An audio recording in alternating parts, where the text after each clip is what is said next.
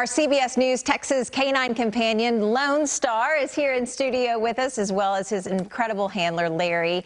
And as you know, we're going to be following the journey of Lonestar as a service dog in training over the next 2 years. So Larry, I got the toy, perking up Lonestar. All right, we want you to just throw us a little bone. Tell us how he did at his vet visit and how he's done so far. Oh, he did great at the vet visit. The vet checked everything from the tip of his nose to his tail, eyes, ears, all his joints. He's just doing great. He's in perfect health, and he's a very happy puppy. And he's really curious and brave. Matter of fact, today, while we're here at the studio, he got his first ride in an elevator. He didn't even just go open the door, got right on, and sometimes you have to really coach the dogs to do that. He got right on when the elevator moved. He was just, he had a good time under the Christmas tree. Yeah, and you've said he's so curious, even in his latest training that he did this week, his first puppy training. He was curious, he was brave. What has his disposition been like, though? Has he been well-mannered? Yes, he does. He does very well at home. We haven't got him out in public yet. Of course, he's not ready for that, but he's been very good at home, very accommodating, and he's just a real sweet boy.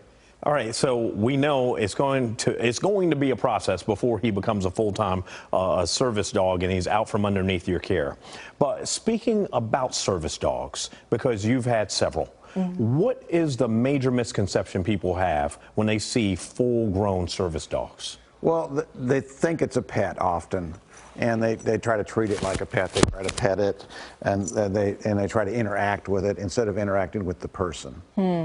You were saying during our commercial break that it's kind of like you wouldn't go up to someone and interact with their wheelchair. So in the same way, interact with the person, not the medical device. Yes, and it's okay to pet the dog with permission. Okay, that's great. Permission from the actual person. Yes, sir.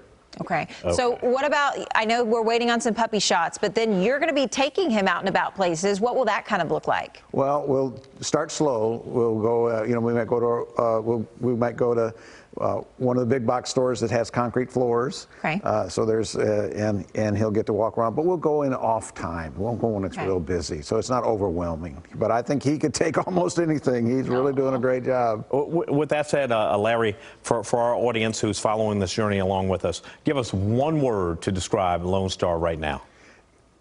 Courageous. He just goes for it. Just goes for it. Yes. And let's see him go for it, because I know he kind of seems sleepy when you're holding him, but I hear that he's got quite a bit of energy. Keith, throw that bone. Give us do I have to throw it? Puppy. Do I have to throw it?